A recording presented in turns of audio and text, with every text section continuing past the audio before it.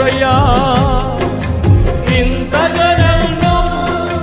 హెచ్చించుటకు ఏ పాటి వాడను యేసయ్యా నీ కృపకు ఎల్లప్పుడు కృతజ్ఞుడను నీ కృపకు ఎల్లప్పుడు కృతజ్ఞుడను పాడదాం కృపయే కృపయే నేనేమయ్యున్నానో నీ కృపయే చెప్పండి కృపయే కృపయే నే బ్రతికి ఉన్నానంటే కృపయే అర్హత లేకున్నా ప్రేమించావు ఇది కేవలం